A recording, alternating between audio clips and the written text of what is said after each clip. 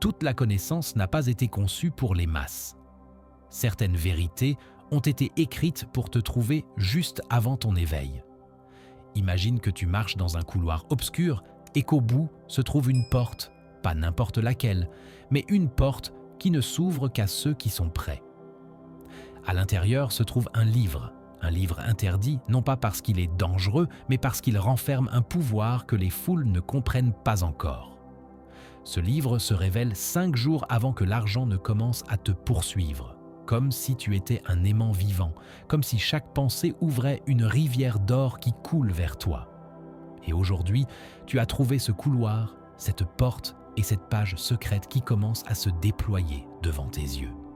Ce voyage n'est pas un divertissement, c'est une transformation. Écoute attentivement chaque mot, car chaque phrase est comme un code qui réveille quelque chose d'endormi en toi. Et avant d'avancer, déclare ton intention. Écris dans les commentaires « Je suis prêt à recevoir », car ce simple acte ouvre la première clé. Abonne-toi maintenant, car ce que tu es sur le point d'entendre n'est pas un hasard. Tu as été appelé, et celui qui répond à l'appel ne sera plus jamais le même. Chapitre 1. Le premier signal. Tout commence par un signal, une vibration étrange dans l'air comme si quelque chose d'invisible t'entourait. As-tu senti que les jours se répètent, que l'effort ne semble jamais suffisant et pourtant quelque chose en toi murmure? L'argent ne se poursuit pas, il s'attire. Imagine un aimant, il ne court pas après le métal, il le fait venir à lui. C'est la première leçon du livre interdit. L'abondance n'est pas le résultat d'une course effrénée, mais du souvenir qu'en toi se trouve un aimant invisible, endormi, attendant d'être activé. La majorité vit comme des chasseurs épuisés, poursuivant des pièces qui s'échappent entre les doigts. Mais tu es ici parce que tu es destiné à quelque chose de différent. Ton esprit est le berceau où l'or repose avant de se manifester. Le secret est simple, mais puissant. Là où tu mets ton attention, tu mets ton énergie. Et là où tu mets ton énergie, tu crées un champ qui appelle le semblable. Le sens-tu? Chaque pensée de manque ouvre un abîme. Chaque pensée d'abondance ouvre une porte. Le livre interdit l'avertit. Les premiers signaux arrivent sous forme de coïncidences, d'opportunités inattendues, de mots qui semblent être des messages codés de l'univers. Ta mission est de les reconnaître car ce qui semble être un hasard est en réalité l'argent qui commence à tourner vers toi. Ferme les yeux un instant. Respire. Imagine qu'une rivière dorée coule vers ta vie, non pas de l'extérieur, mais de l'intérieur. Cette rivière a toujours été là, seulement le brouillard des doutes la recouvrait. Aujourd'hui, en écoutant ces mots, une première pierre se déplace, la rivière commence à y couler. L'aimant s'active.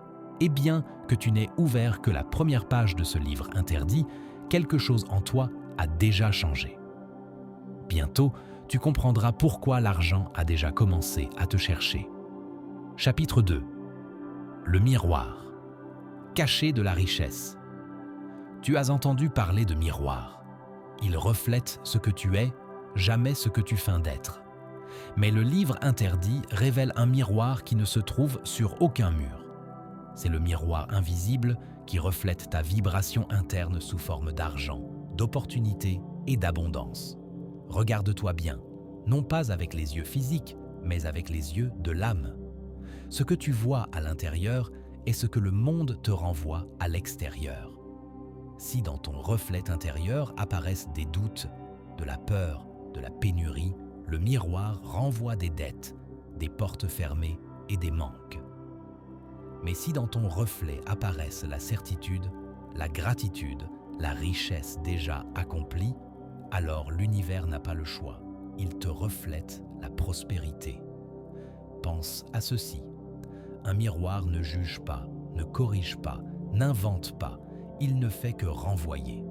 Et c'est ainsi que fonctionne la réalité. L'argent n'est pas capricieux. Il ne t'ignore pas. Il te renvoie simplement le reflet exact de ce que tu projettes en silence. La grande erreur de beaucoup est celle-ci. Ils veulent voir la richesse dans le miroir de la vie sans l'avoir d'abord semée à l'intérieur. Ils veulent sourire à un miroir avant de sourire. Et ils ne comprennent pas pourquoi l'image reste triste, vide, éteinte. Le livre interdit dit « Sème d'abord à l'intérieur et le miroir obéira à l'extérieur ». Imagine maintenant que tu tiens ce miroir caché entre tes mains. Observe ton visage intérieur. Que projettes-tu?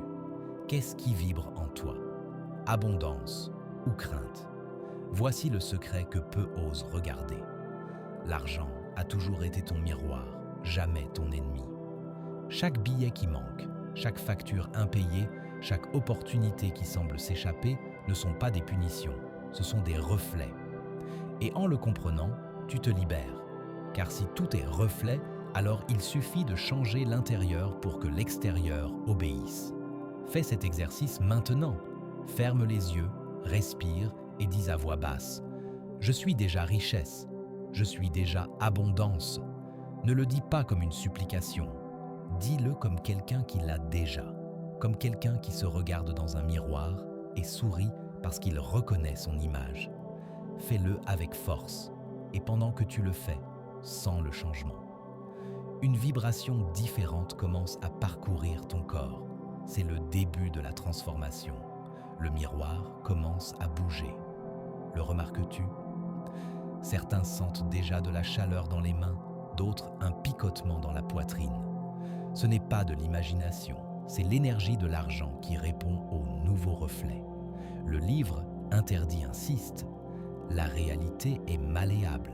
C'est un miroir vivant. Et chaque fois que tu parles, pense, haste ou imagine. Tu es en train de polir ce miroir. Écris dans les commentaires. J'active le miroir de l'abondance et ainsi tu scelles ton reflet avec pouvoir. Maintenant, écoute ceci avec attention. Ce que le miroir renvoie a toujours un retard, comme une image qui tarde à apparaître. Beaucoup, ne voyant pas de résultats immédiats, sèment à nouveau la peur et alors le reflet change à nouveau. Mais si tu persévères, si tu maintiens la vision ferme, viendra le moment où le miroir n'aura pas le choix. Il te rendra tout ce que tu as semé. Ici commence la patience sacrée, la confiance inébranlable, la certitude qui déplace les montagnes invisibles. Car lorsque tu découvriras que le monde n'est rien d'autre qu'un miroir de ton esprit, tu comprendras que tu n'as jamais été limité. Maintenant, dis-moi, que vas-tu semer aujourd'hui dans ce miroir caché? Écoute le silence. Là se trouve la réponse. Et lorsque tu la reconnaîtras, tu comprendras pourquoi quelque chose de plus grand se prépare déjà à te refléter ce qui t'a toujours appartenu. Chapitre 3. Le secret de l'aimant invisible.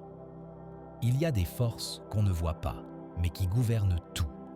Le livre interdit parle d'un aimant caché, un qui ne se trouve pas dans la terre ni dans le métal, mais dans ton propre esprit.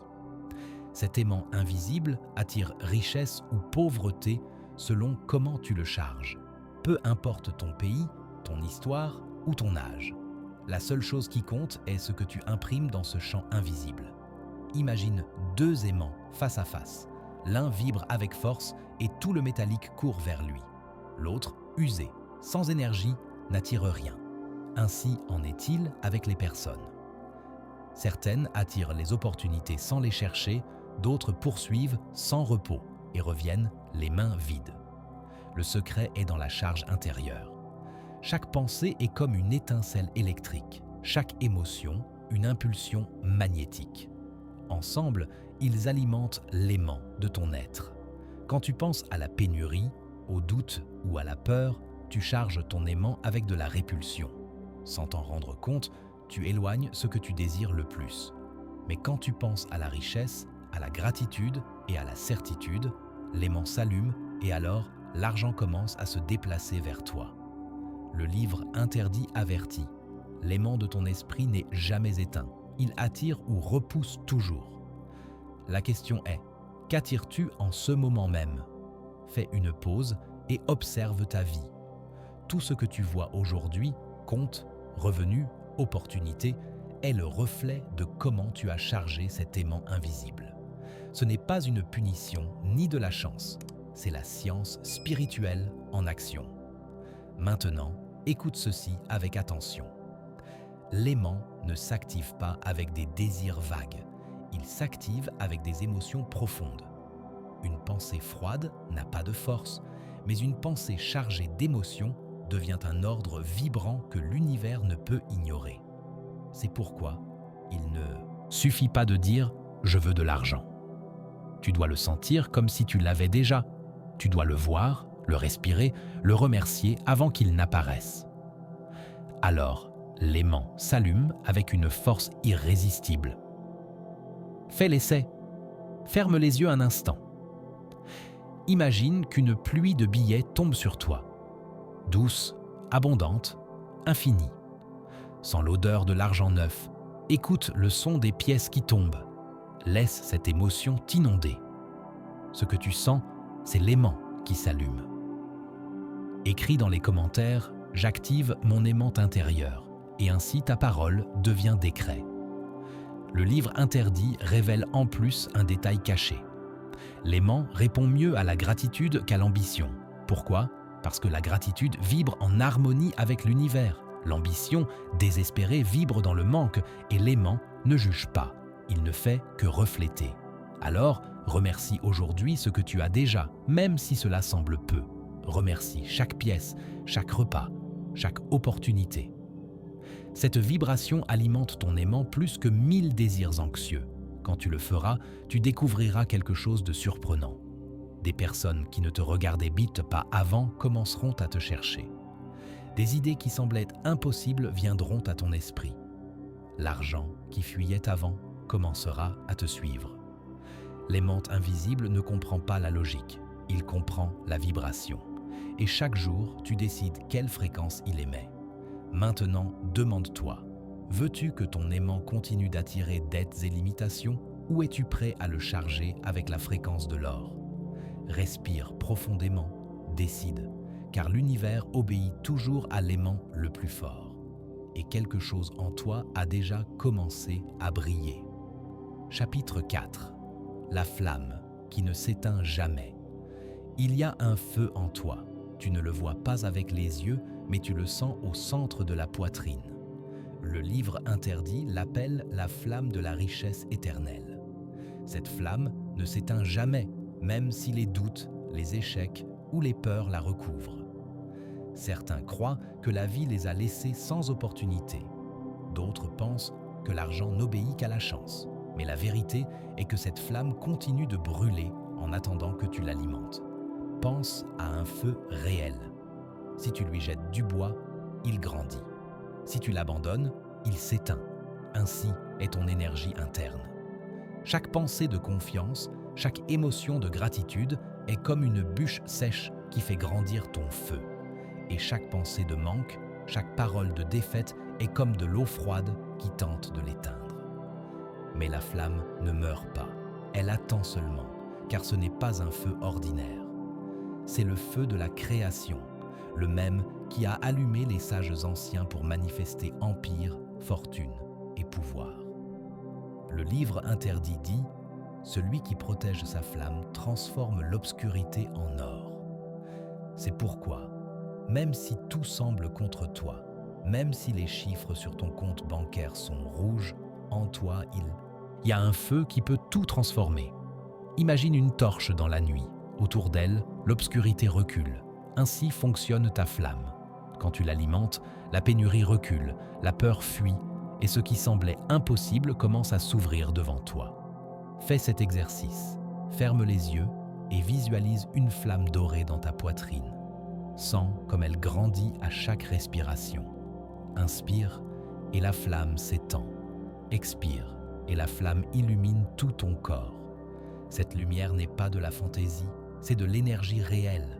C'est ta richesse à l'état pur, attendant l'ordre pour se manifester.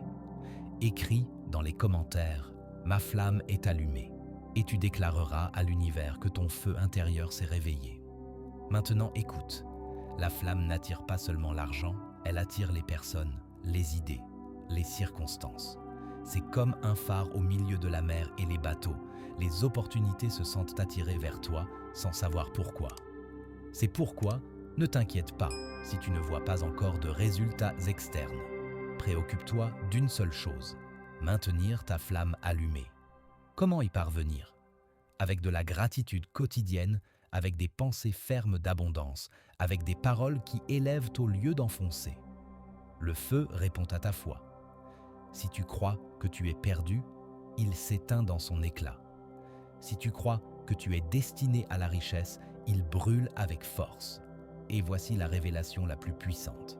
La flamme interne vainc toujours l'obscurité externe. Toujours. Peut-être qu'en ce moment, tu traverses un désert de dettes, de problèmes ou de manques. Mais si tu décides d'alimenter ton feu, bientôt, ce désert se transformera en oasis. L'or suivra la lumière, comme les papillons suivent une lampe dans la nuit. Le livre interdit le résume en une seule phrase : celui qui allume sa flamme ne marche plus jamais dans l'obscurité. Maintenant, dis-moi, sens-tu déjà la chaleur dans ta poitrine? Sens-tu comment quelque chose bouge en toi? C'est la preuve que le feu s'est activé. Protège-le, alimente-le, car à partir de maintenant, ta vie commencera à briller d'une manière que tu ne pourras cacher. La question n'est pas de savoir si la flamme existe. La question est, es-tu prêt à la laisser illuminer tout ton chemin vers l'abondance? Chapitre 5. La rivière, qui ne cesse jamais de couler. Imagine une rivière immense, interminable, qui traverse montagnes, villes et déserts. Tu ne la vois pas, mais elle est toujours là, coulant sans s'arrêter. Le livre interdit l'appelle la rivière secrète de l'abondance. Cette rivière ne se tarit pas, ne s'interrompt pas, ne disparaît pas, elle coule toujours, elle apporte toujours de l'eau fraîche. Le problème est que la majorité vit comme si elle était loin de ce lit, assoiffée, marchant dans des sables secs, sans se rendre compte que la rivière passe juste à côté. L'argent, les opportunités, la richesse, tout cela est l'eau de cette rivière, et ton esprit est le canal qui ouvre ou ferme l'accès à son courant. Si tu penses au manque, c'est comme si tu fermais une vanne. L'eau se heurte et se détourne en cherchant un autre chemin. Mais si tu penses à l'abondance, si tu remercies ce que tu as déjà, la vanne s'ouvre et la rivière commence à irriguer tes champs internes. Le livre interdit dit « Personne ne peut posséder la rivière, mais tous peuvent en boire ». Cette phrase renferme un mystère. L'abondance n'est pas la propriété de quelques-uns, mais un courant éternel disponible pour celui qui ose s'approcher. Regarde la nature. Les arbres ne se font jamais concurrence pour l'eau. Ils boivent simplement ce dont ils ont besoin. La rivière ne choisit pas à qui donner, elle coule sans jugement. De même, l'argent ne discrimine pas. Il suit seulement le lit que tu ouvres ou bloques avec ta vibration. Fais cet exercice maintenant.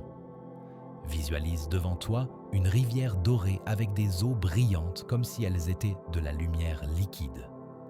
Imagine que tu plonges tes mains et que tu bois d'elle. Sens comment l'abondance parcourt chaque cellule de ton corps.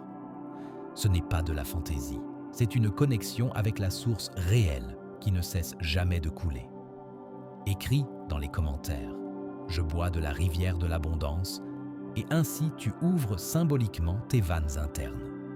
L'erreur de beaucoup est de penser que la rivière est limitée, c'est pourquoi ils accumulent avec peur, comme si l'eau allait s'épuiser.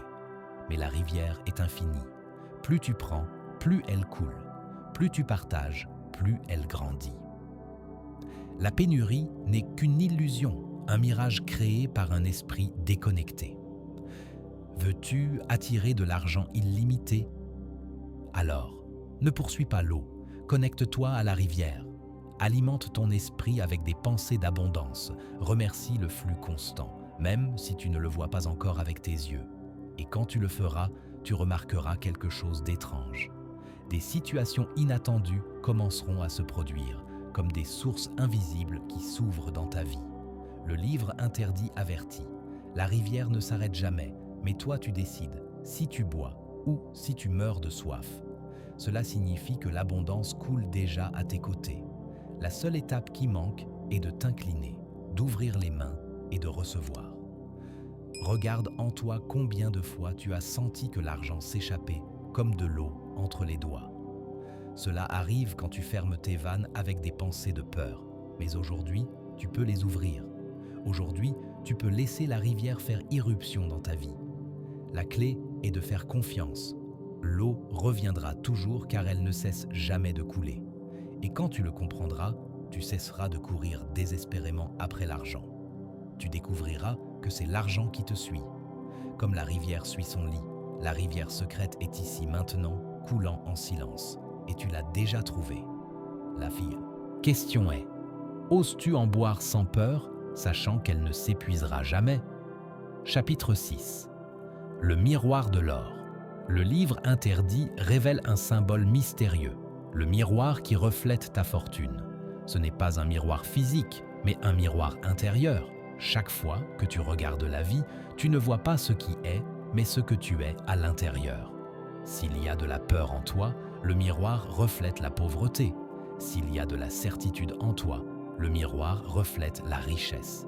L'univers est comme un cristal poli qui ne renvoie que ce que tu projettes. Imagine que tu es devant un vrai miroir. Si tu fronces les sourcils, le reflet fronce les sourcils. Si tu souris, le reflet sourit. Il ne se trompe jamais. Il en va de même avec la réalité externe. Ce n'est que ton reflet mental. Beaucoup cherchent l'or à l'extérieur, travaillant jusqu'à l'épuisement, comme si la richesse était cachée dans un endroit lointain. Mais le miroir montre que tout commence à l'intérieur. L'argent n'est pas la cause, c'est l'effet. La cause est ton reflet interne. Le livre interdit le dit clairement. Regarde le miroir de l'âme et tu verras l'or qui te suit. Fais cet exercice. Ferme les yeux et imagine un miroir doré devant toi. Demande-lui, que suis-je en train de refléter maintenant? Pénurie ou abondance, peur ou confiance? Ta réponse sera la carte de ta vie actuelle. Écris dans les commentaires, mon miroir reflète l'abondance. Et avec ces mots, tu commenceras à changer ton reflet. Le secret est de ne pas blâmer le miroir. Si tu n'aimes pas ce que tu vois à l'extérieur, change à l'intérieur. Personne ne discute avec un vrai miroir, on ajuste simplement son visage. Mais dans la vie, la majorité se bat contre le reflet, se plaint des dettes, maudit le manque d'opportunités, critique l'argent qui n'arrive pas. Ils oublient que le miroir ne ment pas, il ne fait que renvoyer ce que tu projettes. Veux-tu voir la richesse? Projette la richesse. Veux-tu voir des portes ouvertes? Sème des pensées d'ouverture. Le miroir de l'or ne se manipule pas avec l'effort physique. Il se façonne avec des images internes chargées d'émotions. Chaque fois que tu remercies, tu souris au miroir. Chaque fois que tu imagines un futur prospère, tu polis le cristal et tu permets qu'il brille plus clairement. Le livre interdit t'avertit. Celui qui brise le miroir interne devient aveugle à la fortune externe. Cela signifie que si tu négliges tes pensées et émotions, rien à l'extérieur ne pourra se maintenir. Pense à ceci. Combien de fois as-tu cherché la réponse à l'extérieur sans regarder ton reflet intérieur? Aujourd'hui, le miroir revient vers toi avec une révélation. L'or a toujours été là, mais il a attendu que tu le reflètes. Fais-en ton allié. Chaque matin, regarde-toi dans le miroir physique et dis à voix haute « Je reflète la richesse, je reflète le pouvoir, je reflète l'abondance ». L'écho de tes paroles s'inscrira à l'intérieur de toi et peu à peu, le monde commencera à répondre. L'argent n'est rien d'autre qu'un reflet et la vie n'est rien d'autre qu'un miroir de ta vibration. Maintenant, dis-moi sincèrement, es-tu prêt à changer ton reflet et à voir comment l'or commence à te poursuivre sans relâche? Chapitre 7. Le déclencheur, le mot qui libère les richesses. Au commencement était le Verbe, et le Verbe était pouvoir. Toute création commence par un mot prononcé avec une voix de certitude. Ce fragment caché nous livre une clé que peu osent utiliser. le pouvoir du mot comme déclencheur d'abondance. Nous ne parlons pas de simples sons, mais de vibrations qui ordonnent à l'univers entier. Quand tu nommes ce que tu désires avec conviction, tu graves cette fréquence dans l'esprit infini qui gouverne tout. Ici, le secret est simple, mais ignoré. Ce que tu dis devient décret. Chaque mot est une graine énergétique et ta voix est l'eau qui la fait pousser. Les riches de toutes les époques ne pensaient pas seulement en grand, ils parlaient aussi en grand. Ils ne disaient jamais « je ne peux pas » ou « il n'y en a pas ». Ils décrétaient « ceci est déjà à moi, l'argent coule vers moi, les opportunités me cherchent ». Imagine un instant que chaque fois que tu prononces un mot, son écho parcourt invisiblement ton monde interne et externe. Que sèmes-tu avec tes lèvres? Pénurie ou prospérité? Le manuscrit interdit l'usage négligent du langage car il sait qu'un seul mot peut ouvrir ou fermer les portes du destin. L'initié devait garder le silence pendant des jours avant de prononcer son premier décret d'abondance. Seulement, quand son esprit était aligné, pouvait-il le dire et l'univers obéissait. Pense à ta vie maintenant. Qu'arriverait-il si tu éliminais de ton vocabulaire toutes les phrases de manque? Que se passerait-il si chaque matin, au lieu de te plaindre, tu déclarais avec fermeté « Aujourd'hui, l'argent me poursuit, aujourd'hui, la fortune me trouve ». Le texte enseigne qu'un mot répété avec foi vaut plus que 1000 pensées dispersées. Il devient vibration pure, commande qui façonne la réalité. C'est le déclencheur caché, le mot qui active tout ce que tu désires. Ferme les yeux un instant et sens la force de cette affirmation.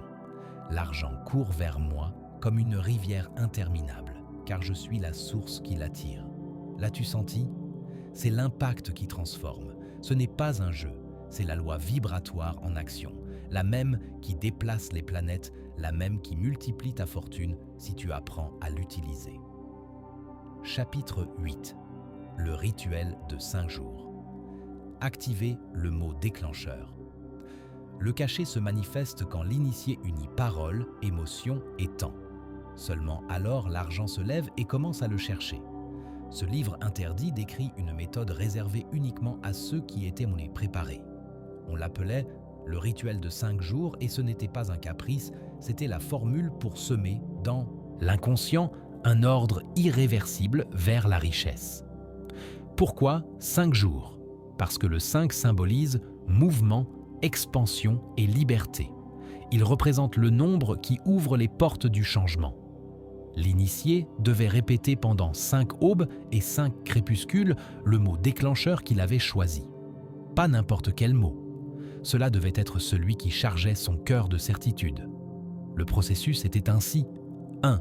Jour 1. La semence. Prononcer d'une voix claire le mot ou la phrase qui représente l'abondance en sentant qu'elle est déjà accomplie.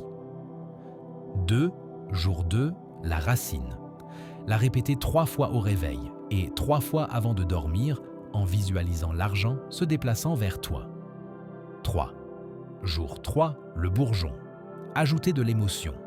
Imaginez comment tu souris en recevant ce que tu as demandé, le sentir dans ton corps. 4. Jour 4. Le feu. Écrire ce mot sur un papier et le porter avec toi comme un talisman. 5. Jour 5. La manifestation. Le prononcer d'une voix ferme, en regardant ton reflet, en déclarant que tu es déjà l'aimant qui attire tout. Le puissant dans ce rituel n'est pas la répétition mécanique, mais l'intensité émotionnelle. Le mot est l'étincelle, mais l'émotion est l'essence. Quand les deux s'unissent, l'esprit subconscient n'a pas le choix. Il le prend pour réel et le manifeste dans le monde externe. Le texte avertit que l'erreur la plus commune est de dire les mots sans les sentir. C'est comme semer dans une terre sèche. C'est pourquoi les sages recommandaient « Ne le dis pas si tu ne le sens pas. Mais si tu le sens, dis-le et l'univers s'ouvrira. » Imagine dans 5 jours le changement commençant. Un client inattendu, une opportunité, un appel, l'argent littéralement commençant à te poursuivre. C'est la force du rituel de 5 jours. Transformer un simple mot en un aimant irrésistible. Chapitre 9. Le mot interdit. Le secret qui éteint la richesse. Tout ce que tu dis ne te rapproche pas de l'abondance. Il y a des mots qui ouvrent, mais il existe aussi des mots qui ferment. Dans les pages les plus cachées de ce livre interdit, on avertissait l'initié d'un danger silencieux. Le mot interdit. Il ne s'agissait pas d'un sort obscur ni d'un terme mystique, mais de quelque chose de beaucoup plus simple et beaucoup plus mortel. C'était ce mot qui, lorsqu'il était prononcé avec force et croyance, avait le pouvoir de bloquer tout flux de richesse. Le texte le décrivait comme une muraille invisible érigée devant celui qui le répète. Quel était ce mot ? Je ne peux pas. Le livre le disait avec crudité. Celui qui déclare « je ne peux pas » signe sa propre sentence de pénurie. Chaque syllabe est un ordre direct à son subconscient pour fermer la porte. Pense à ceci. Chaque fois que tu dis « je ne peux pas économiser, je ne peux pas sortir des dettes, je ne peux pas gagner plus », ce n'est pas juste une phrase, c'est un ordre et ton esprit obéit sans questionner. Le contraste est brutal. D'un côté, le mot déclencheur qui ouvre des rivières d'énergie et attire la richesse. De l'autre, le mot interdit qui assèche la source à la racine. Les sages enseignaient une astuce, ne jamais le prononcer. S'il apparaissait dans ton esprit, tu devais le substituer immédiatement par « pas encore, mais je suis en chemin ». Ce petit changement altérait tout le destin. Te rends-tu compte du secret ? L'argent ne fuit pas parce qu'il n'existe pas. Il fuit parce que toi tu l'éloignes avec tes propres mots. Et voici la révélation la plus inquiétante du manuscrit. L'univers ne distingue pas entre vérité et mensonge. Il reçoit seulement l'ordre que tu prononces avec certitude. Maintenant, imagine ce qui se passerait si pendant des années tu as dit « je ne peux pas » et ce qui arriverait si aujourd'hui tu décides de l'effacer pour toujours. Peut-être découvrirais-tu que ce n'était jamais l'argent qui te tournait le dos. C'était toujours toi qui l'effrayait. Chapitre 10. Le symbole caché. Le sceau qui appelle l'argent. Ce que le mot initie, le symbole le scelle. L'écrire, c'est fixer l'énergie dans la matière. Le livre interdit parlait d'un secret que peu comprenaient, le symbole caché de l'abondance. Il disait que le mot déclencheur ouvrait la porte, mais le symbole était le cadenas invisible qui la maintenait ouverte. Pourquoi un symbole ? Parce que l'esprit ne pense pas seulement en phrases, il pense aussi en images. Et ce qui est image s'imprime plus rapidement dans l'inconscient. L'initié devait créer ou découvrir un sceau personnel qui représentait sa richesse. Peu importait si c'était une spirale, une clé, un soleil ou un cercle avec un point au centre. L'essentiel était que ce symbole vibre avec l'émotion de l'abondance. Les sages recommandaient de le dessiner sur un papier à l'aube et de le garder dans le portefeuille, sur la table de nuit ou même dans la paume de la main. Ce symbole devenait un rappel constant que l'argent était déjà en chemin. Le texte avertit. Celui qui porte son sceau de richesse marche différemment. L'argent le reconnaît. Ce n'était pas de la superstition, c'était une programmation mentale profonde. Chaque fois que tu voyais ton symbole, ton cerveau associait richesse, opportunité, expansion. Les initiés l'utilisaient comme une boussole. Quand ils doutaient, ils regardaient le symbole et se souvenaient qu'ils étaient sous un pacte avec l'univers, un signal qu'ils ne pouvaient plus reculer. Pense à ceci. Quel serait ton symbole ? Ferme les yeux un instant. Le premier qui apparaît, c'est celui-là. Ne le juge pas, ne le change pas. C'est celui que ton esprit a choisi pour sceller ta richesse. Et voici ce qui est inquiétant. Le manuscrit assurait que l'argent a son propre langage secret et les symboles sont l'alphabet avec lequel il communique. Que se passerait-il si tu l'utilises dès aujourd'hui ? Si tu dessines ton sceau personnel et le gardes, près de toi, tu remarquerais comment les opportunités commencent à s'aligner comme les pièces d'un puzzle qui avant semblait impossible. Chapitre 11. Le temps parfait. l'horloge invisible de l'abondance. Rien n'arrive avant, rien n'arrive après. La richesse obéit toujours au rythme secret de l'univers. Le manuscrit interdit révélait un principe inquiétant. Le temps n'est ni ennemi ni allié, c'est un code caché. Il disait que les hommes désespèrent parce qu'ils croient que l'argent doit apparaître immédiatement après l'avoir demandé, et quand cela ne se produit pas, ils doutent, et avec ce doute, ils annulent l'ordre. Mais le livre insistait, l'or se déplace comme les marées, en vagues exactes, jamais précipitées. Cela signifiait que chaque décret, chaque mot déclencheur, chaque symbole commençait à vibrer dans le champ invisible, et cette vibration devait parcourir son propre cycle jusqu'à se matérialiser. Ni une seconde avant, ni une seconde après. Les sages l'appelaient l'horloge invisible de l'abondance. Ce n'était pas une horloge à aiguille, mais une horloge cosmique, une machinerie sacrée qui synchronisait pensée, opportunités et personnes jusqu'à les faire coïncider. Imagine une rivière souterraine. Tu lances une graine, mais elle ne fleurit pas au même instant. Elle doit voyager, se nourrir, attendre la saison juste. Ainsi est la richesse, invisible pendant un temps, inévitable quand elle arrive. Le manuscrit avertissait l'initié. L'impatient creuse sa propre ruine. Le patient devient roi. Chaque fois que tu disais « Pourquoi n'arrive-t-elle pas ?», tu te méfiais de l'horloge et cette méfiance retardait la marée. Le secret alors n'était pas de demander quand, mais de déclarer avec certitude « Elle est en chemin ». Parce que quand ton esprit cesse de mesurer le temps, l'univers accélère le cycle. Maintenant pense. Combien de fois as-tu cru que rien ne se passait alors qu'en réalité, l'horloge invisible déplaçait déjà les pièces? Et que se passerait-il si dès aujourd'hui, tu te livrais à ce rythme secret en faisant confiance au fait que ta richesse a déjà une date d'arrivée? Peut-être découvrirais-tu qu'il ne s'agissait jamais d'attendre, il s'agissait toujours de te préparer.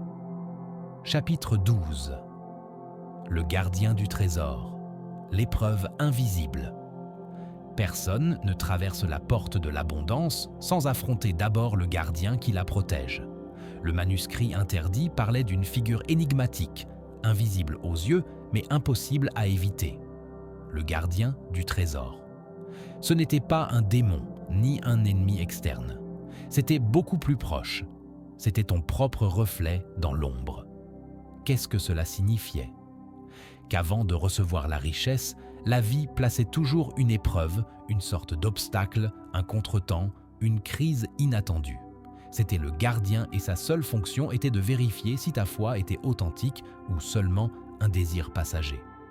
Le livre disait « Le gardien du trésor ne vole pas. Il demande seulement « Es-tu prêt ?» Et la façon dont tu répondais n'était pas avec des mots, mais avec des actions. Si au premier obstacle tu renonçais, il fermait la porte. Si tu persistais avec certitude, il s'écartait et te laissait passer. Imagine ceci. Tu décides d'activer ton mot déclencheur. Tu dessines ton symbole, tu fais confiance à l'horloge invisible et soudain apparaît une dépense imprévue, une dette qui ressurgit, une opportunité qui s'évapore. Beaucoup à cet instant disent « Je le savais ». Ça ne fonctionne pas. Et en le disant, ils signent leur reddition. Mais les sages souriaient en silence parce qu'ils comprenaient le secret.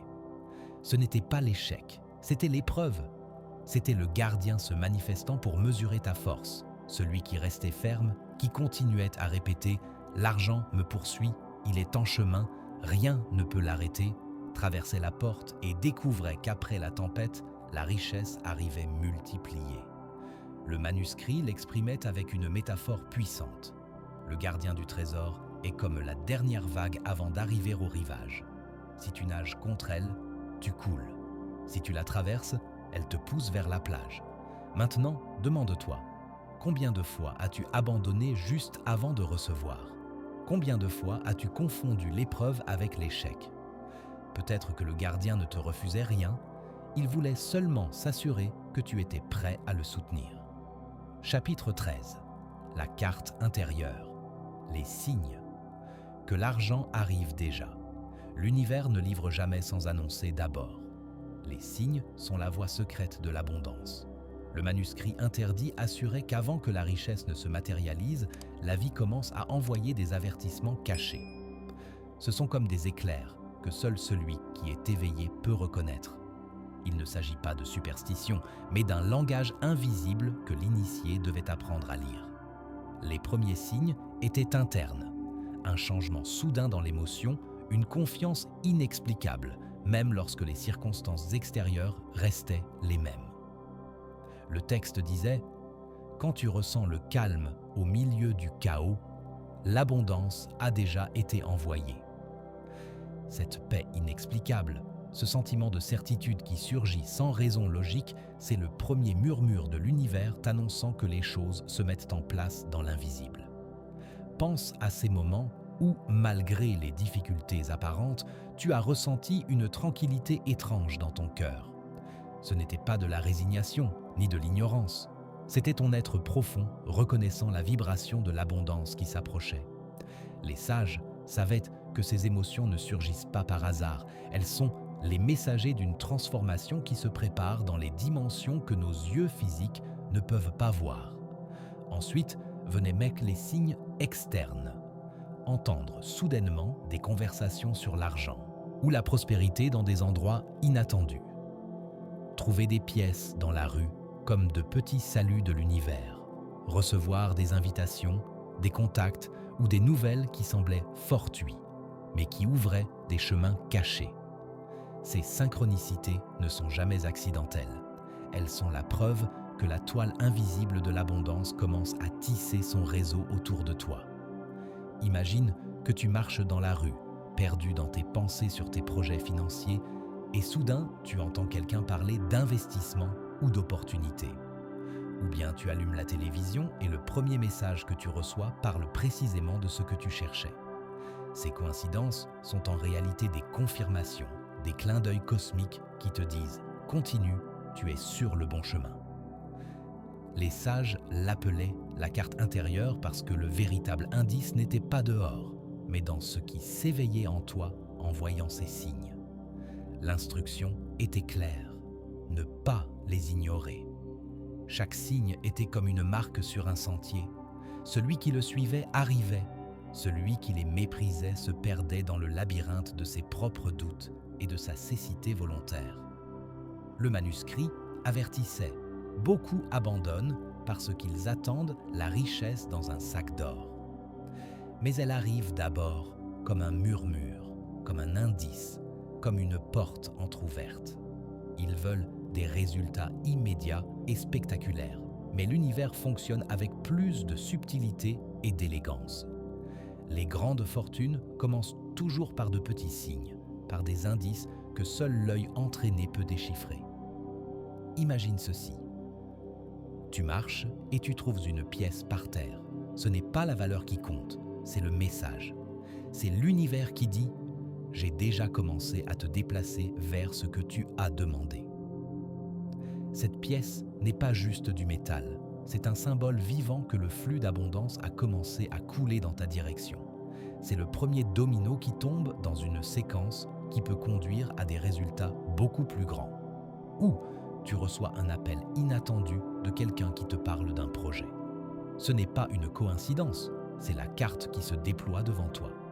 Peut-être que cette conversation ne mène nulle part immédiatement, mais elle plante une graine, elle ouvre une connexion, elle active un réseau de possibilités qui se manifestera au moment parfait.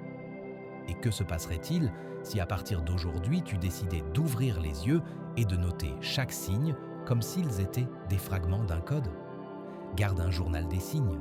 Écris chaque synchronicité, chaque coïncidence étrange, chaque sensation inexplicable de paix ou d'excitation. Avec le temps, tu verras un patron émerger, une carte qui se dessine, te montrant que l'univers travaillait pour toi bien avant que tu ne le réalises consciemment. Peut-être découvrirais-tu que l'abondance marche déjà vers toi et qu'elle a seulement besoin que tu la reconnaisses. Parce que l'acte même de reconnaissance est ce qui permet aux signes de se transformer en manifestation. Quand tu reconnais un signe, tu envoies un signal à l'univers disant « Je suis prêt, je suis éveillé, je peux voir ce que tu m'envoies ». Et cela ouvre les vannes pour que plus de signes et finalement plus de manifestations concrètes arrivent dans ta vie. Les maîtres anciens disaient que celui qui apprend à lire la carte intérieure ne se perd jamais, même dans les moments les plus sombres, parce qu'il sait que les ténèbres elles-mêmes sont un signe, une indication que l'aube approche. Chaque défi est une flèche pointant vers ta prochaine évolution. Chaque obstacle est un indice que tu es sur le point de franchir un nouveau niveau de prospérité. Chapitre 14. La gratitude mystique, l'aimant invisible. Rien n'attire plus rapidement que la gratitude, non pas pour ce qui manque, mais pour ce qui vibre déjà avec toi. Le manuscrit interdit soulignait avec clarté: la gratitude est l'aimant le plus puissant qui existe. Mais il ne parlait pas de la gratitude commune, celle qui s'exprime de manière automatique. Il parlait de la gratitude mystique, celle qui n'attend pas de voir des résultats pour remercier, mais qui remercie comme si le miracle s'était déjà produit. Peux-tu sentir la différence? Dire merci après avoir reçu est de la courtoisie. Dire merci avant de recevoir est de la magie. C'est l'acte le plus puissant de foi que tu puisses accomplir, car tu déclares que tu fais tellement confiance à l'univers que tu célèbres la récolte avant même d'avoir planté la graine. Le texte l'expliquait avec une métaphore. La gratitude mystique est comme allumer une torche dans l'obscurité. Elle attire vers toi tout ce qui cherche déjà ta lumière. Les papillons nocturnes volent vers la lumière, les voyageurs perdus marchent vers le feu. De la même manière, les opportunités, les personnes, les ressources, tout ce qui porte la vibration de l'abondance est magnétiquement attiré vers celui qui émet la fréquence de la gratitude authentique. Les sages pratiquaient cet art chaque matin. En ouvrant les yeux, ils remerciaient comme si l'or était déjà dans leurs mains, comme si la richesse avait déjà rempli leur maison. Ils ne le demandaient pas, ils ne le suppliaient pas, ils le célébraient. Ils comprenaient que la supplication vient de la croyance en l'absence, tandis que la célébration vient de la certitude de la présence. Imagine un paysan qui célèbre sa récolte en plantant les graines. Les autres paysans le considéreraient fou. Comment peux-tu célébrer ce qui n'existe pas encore? Lui demanderait-il. Mais le paysan sage sourit, car il sait que la récolte existe déjà dans la graine. Il ne voit pas avec ses yeux physiques, il voit avec les yeux de la foi. Et sa célébration n'est pas prématurée, elle est prophétique. Le manuscrit avertissait: celui qui remercie dans la pénurie transforme la pénurie en abondance. Celui qui se plaint dans l'abondance transforme l'abondance en pénurie. C'était la loi immuable, précise. Observe les gens autour de toi. Tu trouveras des personnes avec beaucoup d'argent qui vivent dans la peur constante de le perdre, se plaignant toujours, insatisfaites éternellement. Et tu trouveras des personnes avec peu qui rayonnent de joie et de gratitude, et mystérieusement, l'abondance commence à les chercher. Pourquoi ? Parce que l'univers ne répond pas à ce que tu as, il répond à ce que tu vibres. Si tu as beaucoup, mais que tu vibres en pénurie, tu attireras plus de pénurie. Si tu as peu, mais que tu vibres en abondance, tu attireras plus d'abondance. C'est aussi simple et aussi profond que cela. Imagine ceci. Tu te réveilles demain et avant de regarder ton portefeuille ou tes dettes, tu fermes les yeux et tu dis « Merci parce que l'argent me poursuit déjà. Merci parce que tout coule vers moi. Merci parce que rien ne me manque. » À cet instant, ta vibration change et ce qui vibre attire. Tu passes d'être quelqu'un qui cherche désespérément à être quelqu'un qui reçoit avec grâce. C'est un changement subtil mais massif dans ton champ énergétique. La désespération repousse, la gratitude attire, la peur ferme, la gratitude ouvre, le doute bloque, la gratitude débloque. Chaque fois que tu dis merci avec sentiment authentique, tu envoies une onde dans l'univers qui dit « Je suis prêt à recevoir plus parce que j'apprécie déjà ce qui est ». Le texte insistait « La gratitude mystique n'accélère pas seulement la richesse, elle la rend inévitable parce qu'en remerciant par avance, tu envoies à l'univers un ordre définitif. C'est déjà fait. Tu ne demandes pas, tu ne mendis pas, tu ne supplies pas. Tu déclares, tu affirmes, tu célèbres. Et l'univers n'a pas d'autre choix que de se conformer à ta déclaration, car tu as activé la loi avec une foi absolue. Maintenant pense, que se passerait-il si pendant 50 jours consécutifs, tu pratiquais cette gratitude secrète, en remerciant non pas pour ce que tu vois, mais pour ce que tu sais qui vient. Imagine-toi, dans 50 jours, après avoir passé chaque matin à remercier pour l'abondance qui arrive, pour les opportunités qui se présentent, pour la prospérité qui se manifeste. Peut-être découvrirais-tu que ce n'est pas toi qui cours après l'argent, c'est l'argent qui commence à courir après toi. Les portes s'ouvriraient sans que tu les pousses, les gens t'offriraient des opportunités sans que tu les cherches.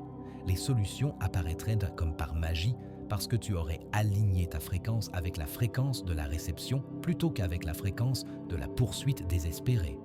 Les mystiques de tous les temps connaissaient ce secret. Ils ne priaient pas pour demander, ils priaient pour remercier. Ils ne méditaient pas pour obtenir, ils méditaient pour célébrer ce qui était déjà accordé dans les plans invisibles. Et leur vie était la preuve vivante que la gratitude mystique n'est pas une philosophie douce, c'est une technologie spirituelle de manifestation accélérée. Chapitre 15. La double porte, le seuil des élus. L'abondance n'est pas derrière une seule porte, mais derrière deux. L'une s'ouvre par le désir, l'autre par la foi. Le manuscrit interdit mettait en garde contre une énigme qui piégeait la majorité des chercheurs, la double porte. C'était le test final, le seuil que seuls les véritablement engagés pouvaient franchir. La première porte est visible, le désir. Tous ceux qui aspirent à la richesse la poussent. C'est l'étincelle qui initie le voyage. Sans désir, il n'y a pas de mouvement, pas d'intention, pas de direction. Le désir est le feu qui allume le moteur de la création. C'est ce qui te fait rêver, imaginer, aspirer à quelque chose de plus grand que ta réalité actuelle. Mais derrière cette porte, il y en a une autre, plus profonde, invisible, et celle-là ne s'ouvre qu'avec la foi. La plupart des gens passent leur vie entière à pousser la première porte encore et encore, se demandant pourquoi ils n'avancent pas. Ils désirent, ils veulent, ils espèrent, mais ils n'ont jamais franchi le seuil de la foi qui ouvre la deuxième porte. Que signifiait ceci? Qu'il ne suffit pas de vouloir de l'argent, ni même de le demander ou de le déclarer. Le désir n'est que la clé initiale. La véritable entrée ne s'ouvre que lorsque tu marches comme si tu avais déjà reçu. Cette certitude est la foi. Ce n'est pas espérer que cela arrive, c'est savoir que c'est déjà arrivé dans une dimension que tes yeux ne peuvent pas encore voir. Le livre disait « Beaucoup arrivent à la première porte et croient qu'ils sont déjà à l'intérieur. Mais sans foi, la seconde porte ne cède jamais. C'est pourquoi tant de gens restent piégés au milieu. Ils rêvent, visualisent, mais doutent. Et le doute est la serrure la plus forte qui existe.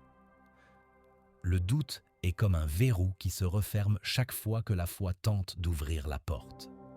Pense à cela comme à un système de sécurité à double authentification.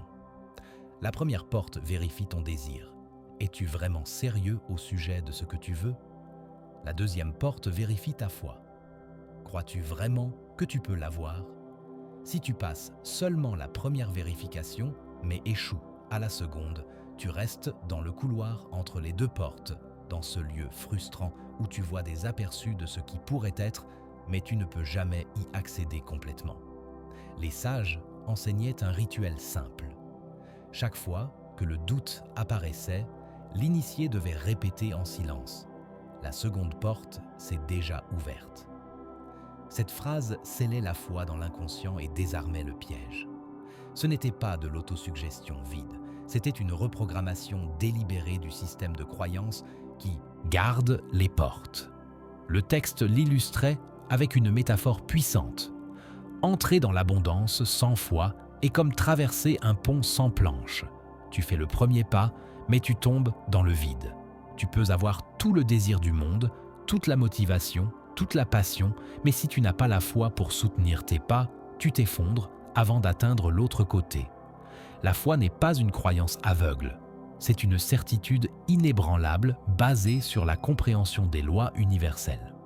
Quand tu comprends que l'univers répond toujours à la vibration, quand tu comprends que tu es un créateur puissant, quand tu comprends que la deuxième porte ne peut pas rester fermée face à une foi authentique, alors tu marches avec assurance à travers l'invisible comme si c'était du béton solide. Maintenant, demande-toi, as-tu vécu en poussant seulement la première porte? As-tu désiré sans vraiment croire?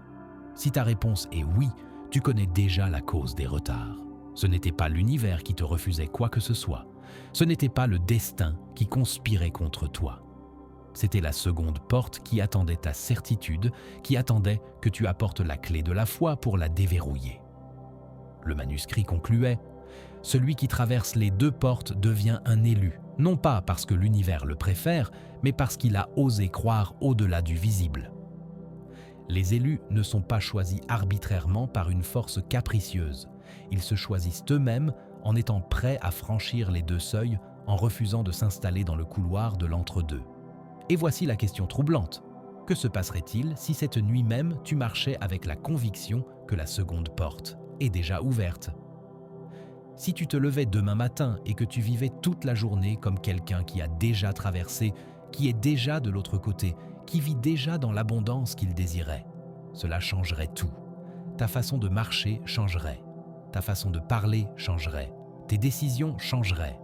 Et mystérieusement, l'univers commencerait à réorganiser les circonstances pour correspondre à cette nouvelle version de toi qui vit au-delà de la double porte, dans le royaume de l'abondance manifestée. Chapitre 16. L'écho de la parole, la voix qui ne meurt jamais. Chaque parole prononcée continue de vivre, même si le monde croit qu'elle s'est déjà évanouie. Le manuscrit interdit révélait un principe bouleversant. Les paroles ne meurent jamais. Chaque fois que tu parles, tu lances des vibrations qui se plantent dans le tissu invisible de l'univers. Et ces ondes, comme un écho interminable, continuent de voyager jusqu'à revenir vers toi multipliées. Pense à un son dans une cathédrale immense.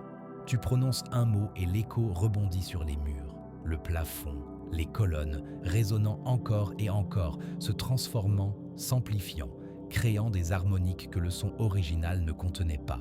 C'est exactement ce qui se passe avec chaque mot que tu prononces. Il ne s'évapore pas simplement dans l'air, il entre dans un système d'amplification cosmique. Le texte disait « La pauvreté et la richesse ne naissent pas des pièces de monnaie, elles naissent des paroles. Un homme qui répète « je n'ai pas », c'est difficile. Je n'y arrive jamais, active un écho qui le poursuivra comme une ombre.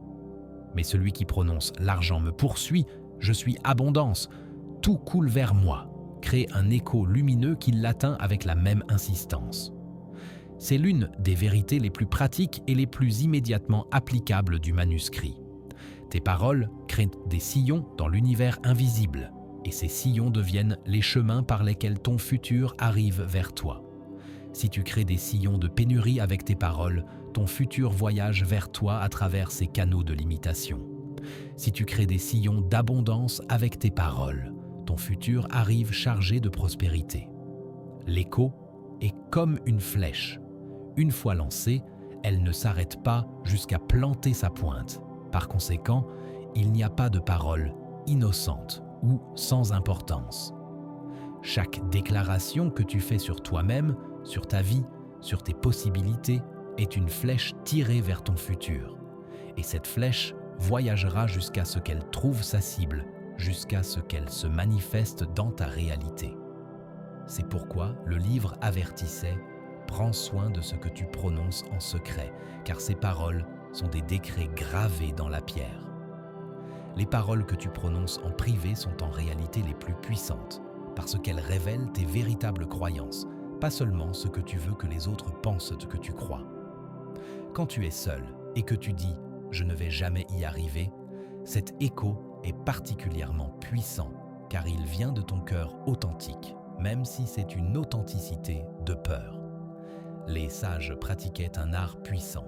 Chaque matin, ils lançaient dans l'air des phrases chargées de certitude. Non pas comme des affirmations mécaniques et vides, mais comme des décrets chargés d'émotions et de convictions.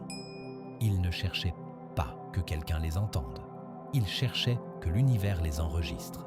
Ils savaient que l'univers est comme un scribe cosmique notant chaque parole, préparant la manifestation de chaque déclaration.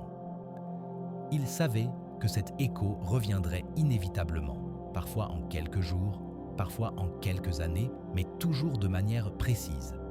Certains échos sont rapides, comme la lumière d'une lampe de poche qui rebondit instantanément sur un mur proche. D'autres échos sont lents, comme le son dans un canyon qui met plusieurs secondes à revenir. Mais tous les échos reviennent. Imagine une vallée infinie. Tu cries un mot et l'écho revient, toujours fidèle. C'est ainsi qu'opère ta voix intérieure. La différence est que dans l'univers, l'écho ne revient pas seulement avec le même volume, il revient amplifié, multiplié, matérialisé. Si tu cries « pénurie » dans la vallée universelle, l'écho qui revient est la pénurie manifestée dans ta vie. Si tu cries « abondance », l'écho qui revient est l'abondance matérialisée. La question est, quels échos as-tu lancés qui sont encore en train de revenir ? Peut-être que ce que tu vis aujourd'hui est l'écho de paroles que tu as prononcées il y a des mois ou des années. Cette dette financière pourrait être l'écho de « je ne peux jamais avancer ». Cette opportunité inattendue pourrait être l'écho de « je sais que quelque chose de bon arrive ». Le manuscrit concluait « Celui qui apprend à diriger son écho gouverne sa destinée. Celui qui laisse son écho être chaotique vit piégé dans son propre bruit. » C'est la différence entre un maître et un victime. Le maître contrôle consciemment les échos qu'il crée, choisissant ses mots avec soin, sachant qu'ils reviennent. La victime lance des échos au hasard, se plaignant, se lamentant, puis se demande pourquoi sa vie est remplie du retour de ces mêmes lamentations. Maintenant, pense, si chaque parole que tu prononces à partir d'aujourd'hui devait revenir multipliée, que choisirais-tu de dire ? Serais-tu plus prudent ? Serais-tu plus intentionnel ? Serais-tu plus positif ? La bonne nouvelle est que tu n'as pas à attendre demain. Tu peux commencer maintenant même à créer de nouveaux échos qui remplaceront progressivement les anciens.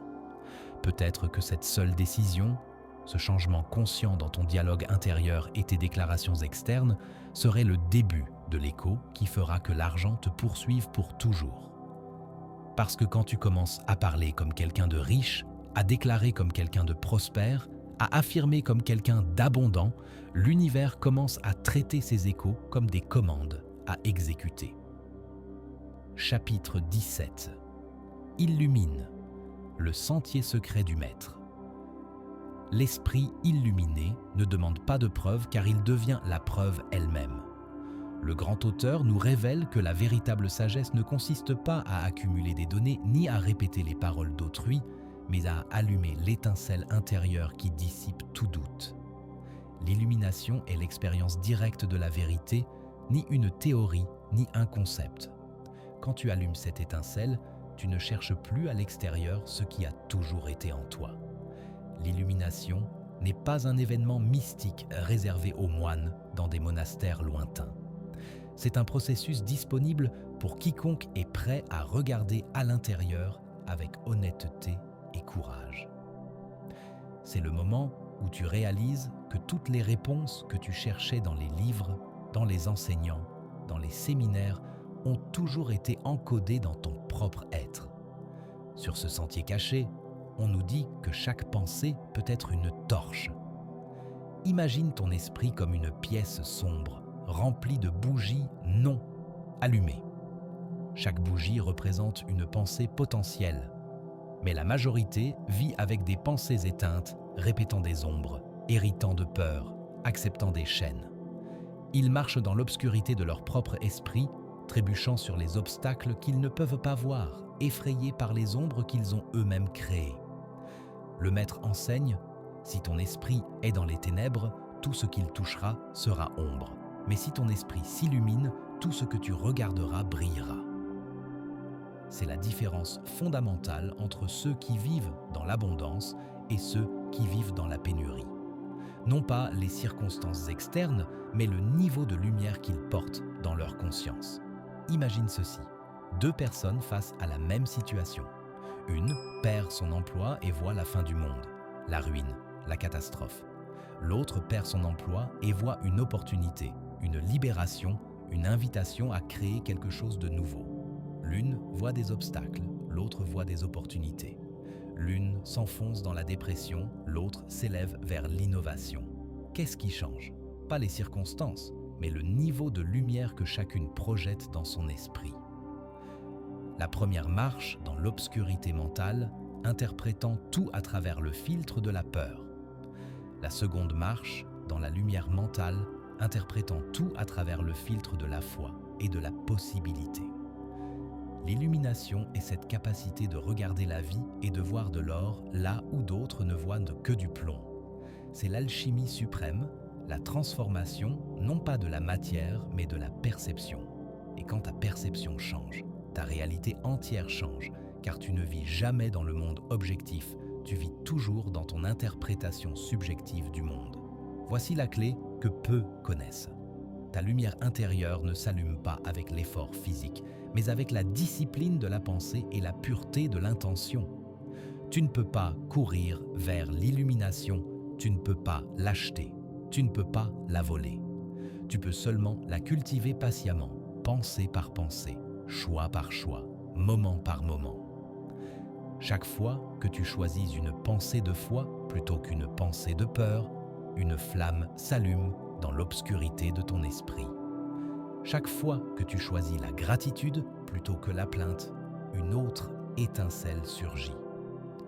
Chaque fois que tu choisis l'amour plutôt que la haine, la compréhension plutôt que le jugement, l'abondance plutôt que la pénurie, tu allumes une autre bougie dans la pièce de ta conscience. Et quand ces étincelles se multiplient, quand suffisamment de bougies sont allumées, elles créent un feu qui transforme ta réalité. Ce n'est plus une petite flamme tremblante qui peut être éteinte par le premier vent de doute. C'est un brasier qui illumine tout, qui réchauffe tout, qui transforme tout ce qu'il touche. L'auteur souligne « Illuminer ton esprit, c'est illuminer ta destinée, car l'univers ne répond pas à tes désirs éteints, mais à ta vibration brillante.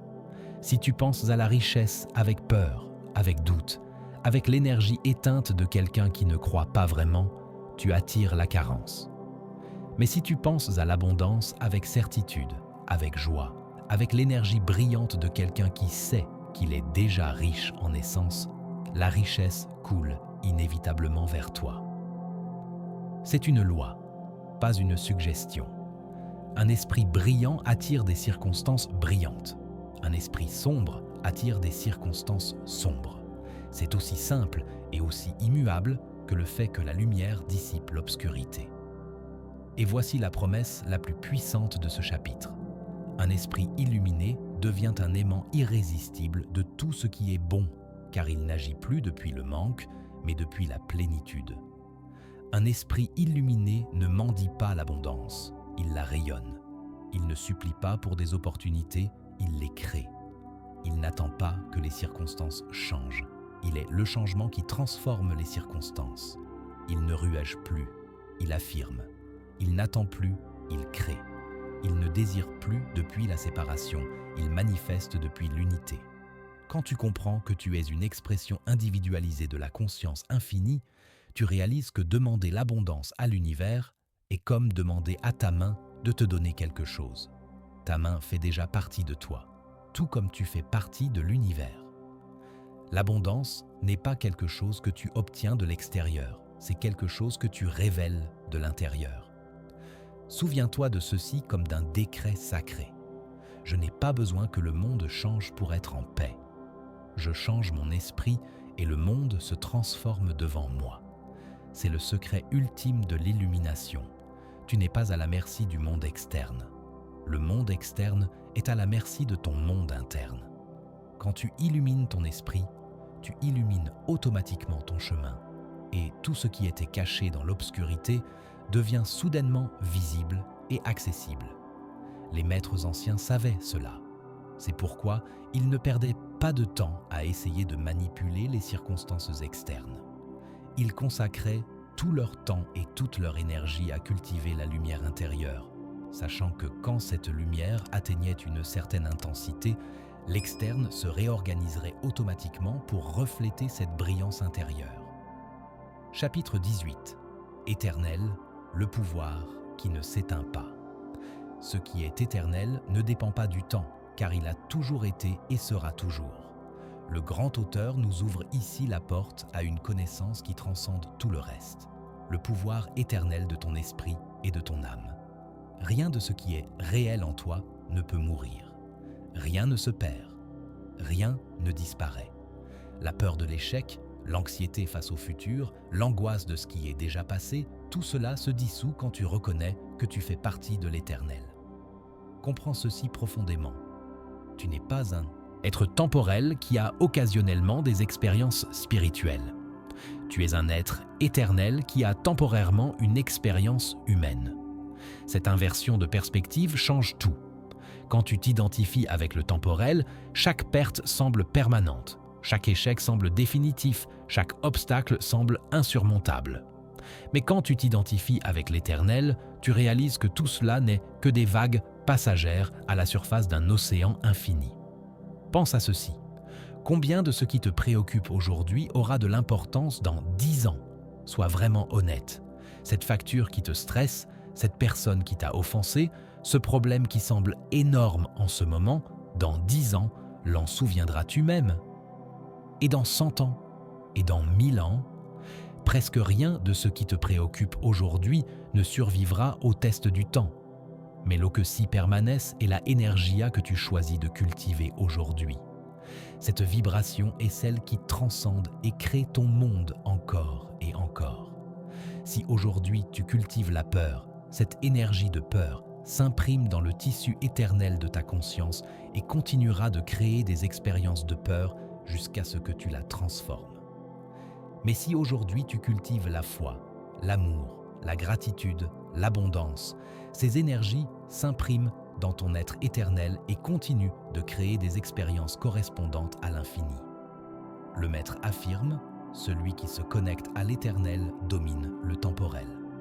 Cela signifie que lorsque tu cesses de lutter contre l'horloge, contre la hâte, contre la peur de ne pas avoir assez de temps, tu découvres qu'en réalité, tu as tout le pouvoir maintenant même. Le présent éternel est la clé de toute création. Pense à cela.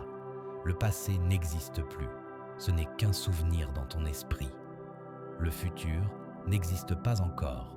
Ce n'est qu'une projection de ton imagination. La seule chose qui existe réellement est ce moment présent, cet instant éternel maintenant. Et dans cet instant, tu as accès à tout le pouvoir créateur de l'univers. Voici un secret qui transforme les vies. Chaque pensée de foi s'ancre dans l'éternel. Chaque pensée de peur se dissout dans le temporel. Pourquoi?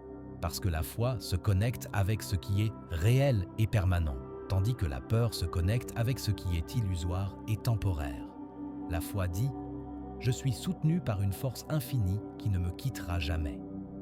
La peur dit « Je suis seul et tout peut s'effondrer à tout moment ». Si tu veux une abondance durable, ne pense pas comme un mendiant qui craint de perdre tout. Pense comme un créateur qui sait que sa source ne s'épuise jamais. Même si tout ton argent disparaissait demain, si tu maintiens la conscience d'abondance, tu le recréerais parce que l'abondance n'est pas dans ton compte en banque, elle est dans ta conscience éternelle. Imagine la rivière. L'eau que tu vois couler devant toi semble unique, mais elle est infinie car sa source ne cesse jamais. Tu peux prendre un verre d'eau de la rivière et la rivière continue de couler. Tu peux prendre 1000 verres et la rivière continue. Tu ne peux jamais épuiser une rivière qui a une source éternelle. Il en va de même pour l'abondance. Ce que tu as aujourd'hui n'est pas la seule chose. C'est à peine une vague dans un océan qui ne finit jamais. Quand tu comprends cela, ton attachement se brise et le flux de richesse s'ouvre encore plus. Parce que l'attachement vient de la croyance en la rareté, en la limitation, en la possibilité de perdre. Mais quand tu sais que tu es connecté à une source éternelle, l'attachement n'a plus de sens. Tu peux apprécier ce que tu as sans t'y accrocher désespérément. Tu peux profiter de l'argent sans en avoir peur de le perdre. Tu peux utiliser les ressources avec générosité, sachant qu'il y en aura toujours plus qui coulent de la source éternelle à laquelle tu es connecté. L'auteur le déclare avec force. Tu es éternel, par conséquent, ton pouvoir est infini. Et cette affirmation n'est pas une métaphore poétique pour te faire sentir bien. C'est une description littérale de ta véritable nature. Ton esprit, connecté à la conscience universelle, n'a pas de limite d'espace ni de temps. Ce que tu projettes depuis cette conscience éternelle peut voyager au-delà de ton instant actuel et semer des récoltes que tu récolteras demain, la semaine prochaine, l'année prochaine ou même dans des vies futures si tu crois en cela. Le temps n'est pas linéaire dans les dimensions de la conscience. Tout existe simultanément dans l'éternel maintenant. Le secret de ce chapitre est celui-ci. Si tu veux des richesses, de la paix et un succès durable, cesse de penser comme quelqu'un de temporel. Élève ta vision, connecte-toi à l'éternel en toi et tout le reste s'alignera.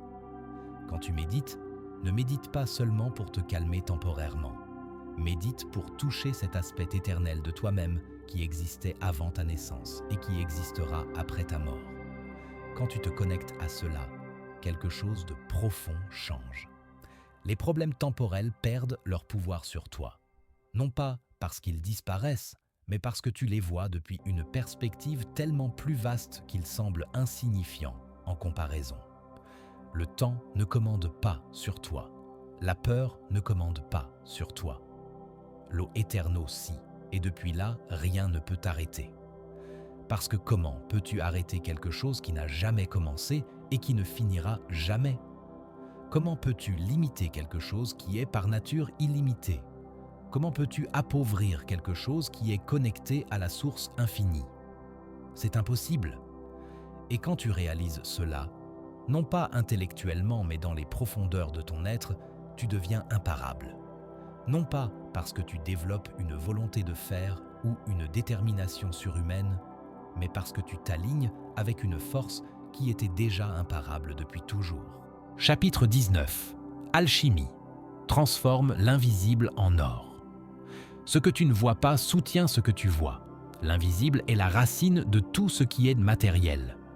Ici se révèle un mystère que les anciens appelaient alchimie, non pas celle des laboratoires, fours et métaux, mais la véritable, celle qui se produit dans l'esprit et dans l'âme. Car toute richesse visible a commencé par être invisible, une idée, un désir, une étincelle d'imagination. Regarde autour de toi en ce moment. Tout ce que tu vois, chaque objet, chaque structure, chaque système, a d'abord existé dans l'invisible. La chaise sur laquelle tu es assis était une idée dans l'esprit d'un designer. Le bâtiment dans lequel tu te trouves était un plan dans l'imagination d'un architecte. Même ton propre corps était une information invisible dans l'ADN de tes parents avant de se matérialiser. L'erreur de la majorité est d'essayer de changer d'abord l'externe en s'efforçant comme des esclaves de l'effort physique sans comprendre que l'or se fabrique d'abord dans la conscience. Il travaille plus dur, plus longtemps, avec plus d'intensité, mais il travaille sur le mauvais niveau.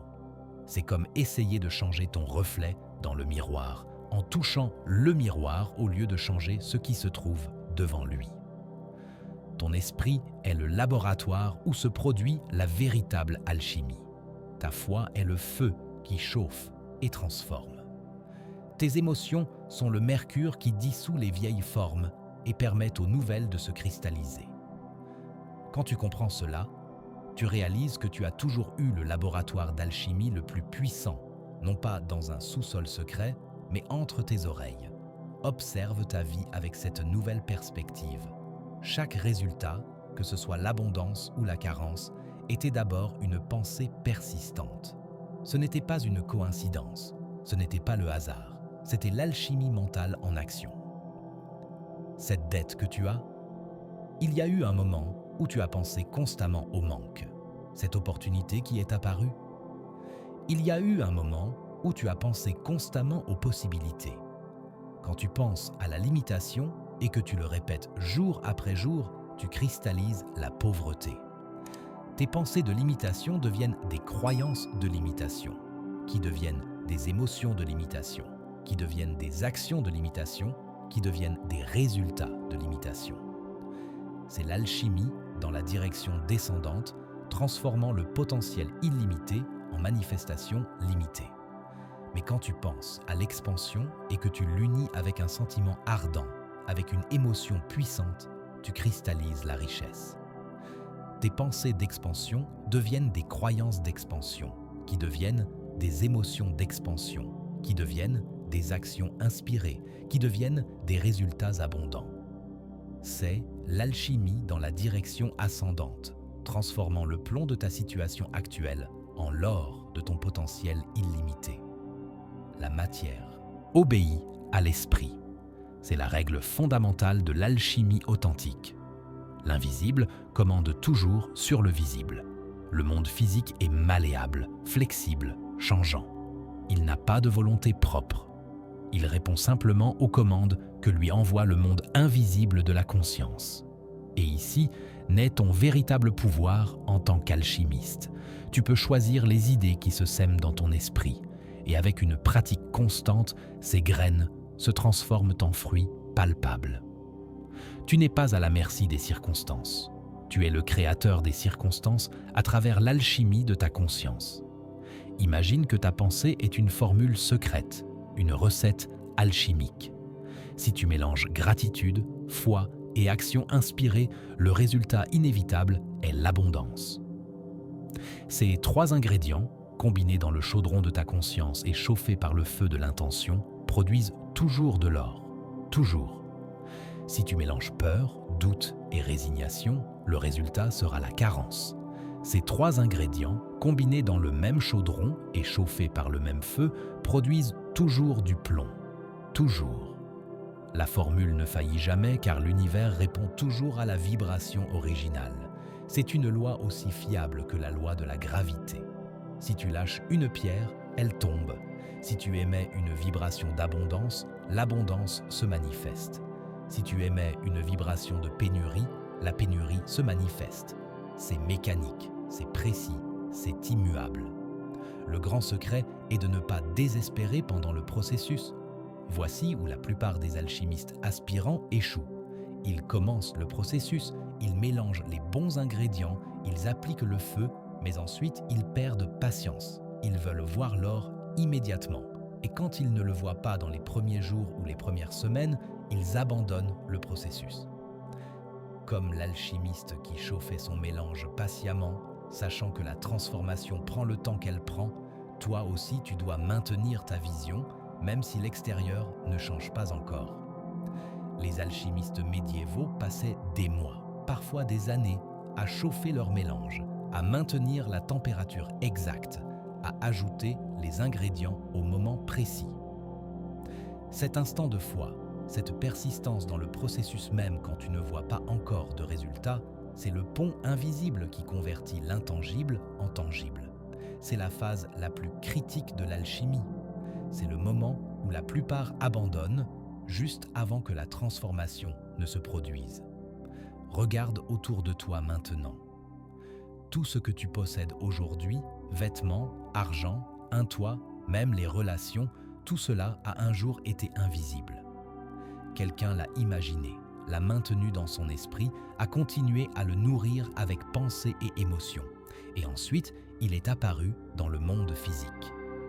Ton téléphone était invisible dans l'esprit de ses inventeurs. Ta maison était invisible dans l'esprit de ses constructeurs. Ton travail était invisible jusqu'à ce que quelqu'un crée cette position, cette entreprise, cette industrie. Cette même force alchimique est en toi maintenant. Non pas une partie de celle-ci, non pas une version diminuée, mais la force complète et totale. Tu as le même pouvoir alchimique que les plus grands créateurs, inventeurs, entrepreneurs et artistes de l'histoire. La seule différence est qu'ils ont appris à utiliser ce pouvoir consciemment, tandis que la majorité l'utilise inconsciemment, créant par défaut plutôt que par design. L'or réel n'est pas dans les banques ni dans les coffres forts, mais dans la capacité de ton esprit à convertir le néant en tout. C'est le véritable art de l'alchimie, se souvenir que l'invisible est plus réel que le visible. Ce que tu vois est temporaire et changeant. Ce que tu ne vois pas est éternel et créateur. Maintenant, demande-toi avec une honnêteté brutale, que transformes-tu avec ton esprit en ce moment? Parce que tu le veuilles ou non, tu pratiques déjà l'alchimie à chaque instant. Chaque pensée que tu penses, chaque émotion que tu ressens, chaque parole que tu prononces est un acte d'alchimie. La question n'est pas de savoir si tu es un alchimiste ou non. Tu l'es. La question est de savoir si tu le fais consciemment ou au hasard. Es-tu un alchimiste maître qui choisit délibérément ce qu'il crée? Ou es-tu un alchimiste apprenti qui crée par accident, surpris par ses propres créations? Choisis bien, car chaque idée que tu maintiens avec émotion est une graine d'or attendant de se manifester. Plante consciemment les graines que tu veux récolter. Chauffe-les avec le feu de ta foi. Arrose-les avec l'eau de ta gratitude. Et attends patiemment pendant que l'alchimie invisible fait son travail, sachant avec une certitude absolue que l'or apparaîtra au moment parfait. Chapitre 20. La loi de l'aimant. Tout ce que tu penses te poursuit. Le semblable attire le semblable. Ce n'est pas un slogan, c'est une loi aussi réelle que la gravité. Bien que tu ne la vois pas, elle gouverne silencieusement chaque aspect de ta vie. L'esprit est un aimant et la richesse ou la pauvreté ne sont pas des hasards, ce sont des réponses à la fréquence de tes pensées.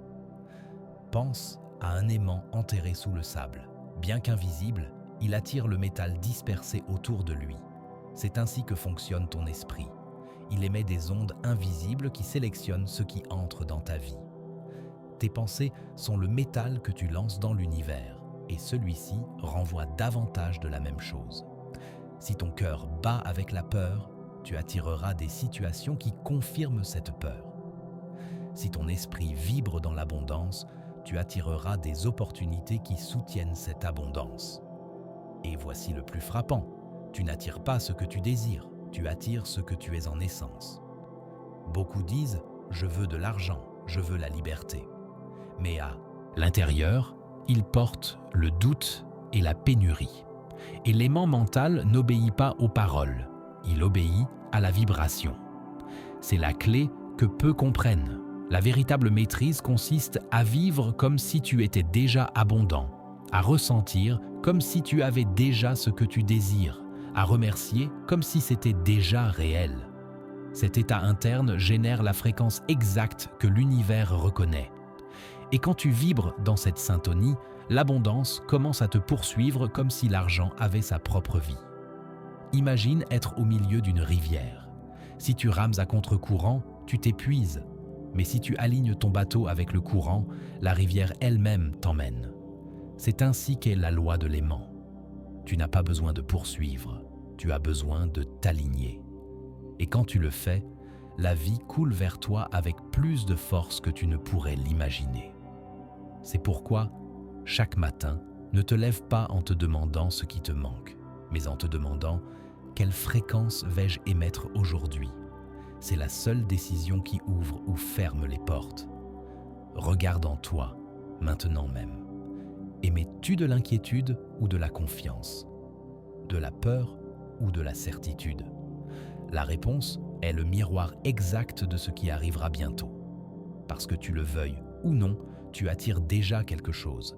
Et si tu as le pouvoir d'attirer ce que tu ne désires pas, imagine le pouvoir qui surgit quand consciemment, tu choisis d'attirer ce que tu désires vraiment.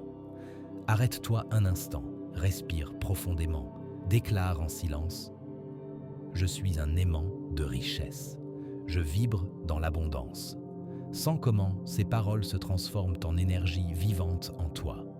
La loi est en action. L'aimant est déjà allumé.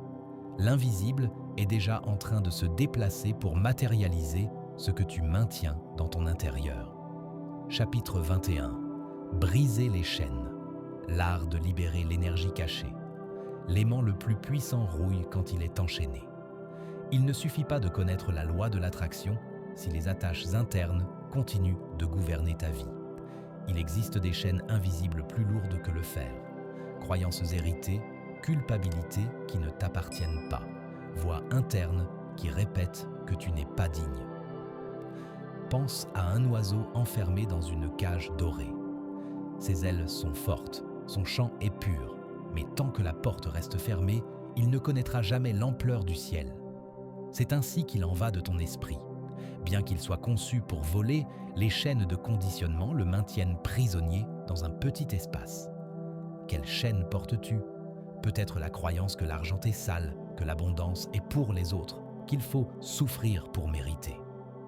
Chacune de ces phrases répétées par des générations fonctionne comme un sort qui immobilise ton pouvoir créateur.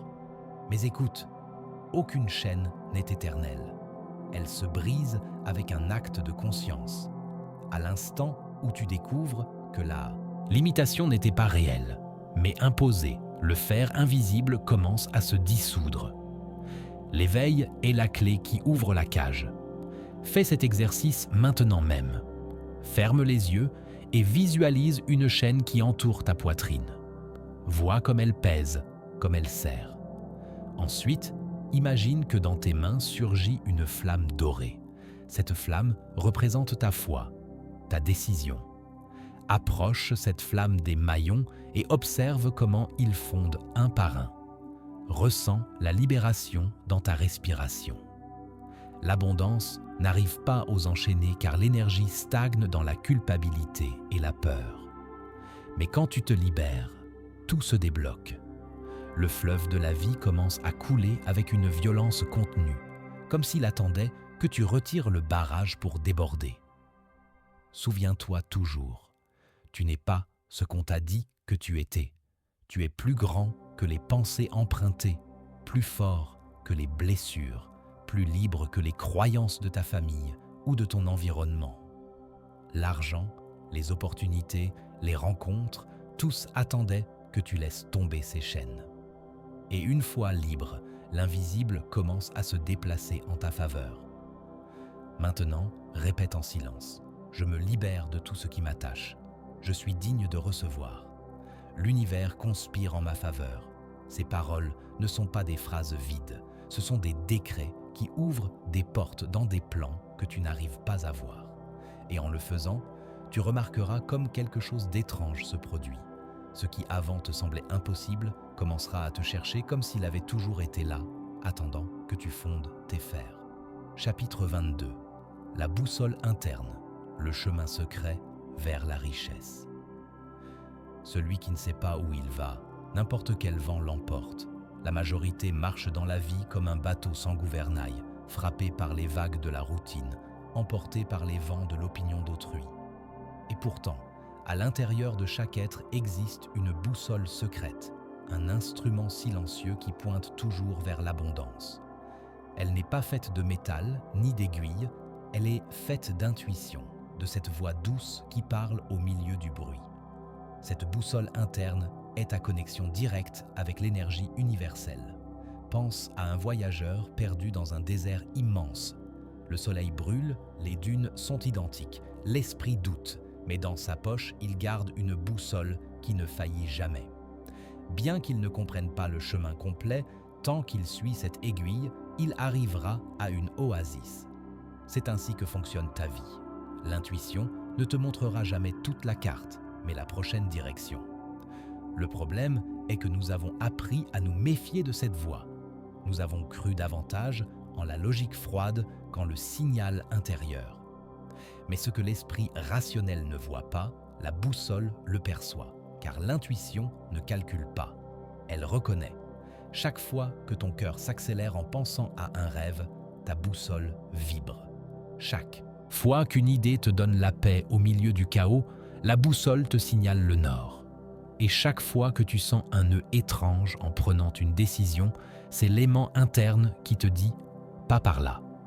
Si tu veux la richesse, écoute plus souvent ce murmure. Car l'abondance n'arrive pas toujours par des chemins logiques. Souvent, elle surgit d'une coïncidence, d'une rencontre inattendue, d'une idée soudaine qui semble folle, mais qui est chargée de but. Fais un pacte avec toi chaque jour. Consacre un moment de silence. Demande à ton intérieur quel est le pas correct aujourd'hui. N'attends pas un tonnerre ni une voix externe. Ressens la réponse dans ton corps, dans l'émotion qui surgit sans effort. La boussole ne ment pas. Il se peut qu'au début tu doutes, mais plus tu la suis, plus elle devient claire. Et alors, chaque pas se transforme en partie d'une chorégraphie parfaite qui t'approche du trésor qui t'appartient déjà. Souviens-toi, l'univers guide celui qui se laisse guider. Et quand tu apprends à obéir à cette boussole secrète, les chemins impossibles s'ouvrent et les portes fermées se transforment en portails vers ta destinée. Chapitre 23. Le temps sacré. Comment multiplier l'abondance à l'instant précis? Le temps ne se perd ni ne se gagne, il se révèle. Beaucoup croient que la richesse est le fruit d'un effort démesuré et d'années interminables de sacrifices. Mais les sages ont compris quelque chose de différent. Il existe un moment exact où l'univers ouvre une porte et si tu la traverses, tout s'accélère. Cet instant n'est pas une coïncidence, c'est un temps sacré. Imagine un paysan. Il sème une graine en hiver et rien ne fleurit. Il sème au printemps et le même effort donne des fruits abondants. La différence n'est pas l'action, c'est le moment. C'est ainsi qu'il en va de tes projets, de tes rêves, de tes décisions. Le moment adéquat multiplie tout. L'erreur est de désespérer. Forcer des résultats avant que la terre ne soit prête génère seulement de la fatigue. Mais celui qui attend, qui sent le signal intérieur et agit quand la boussole l'indique, découvre que le temps se transforme en allié. L'univers récompense la patience chargée de foi. Regarde ta vie.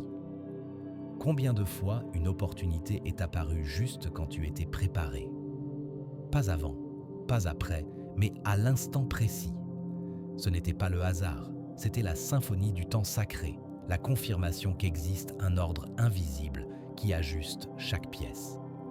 Le secret est d'apprendre à reconnaître ces pulsations du temps.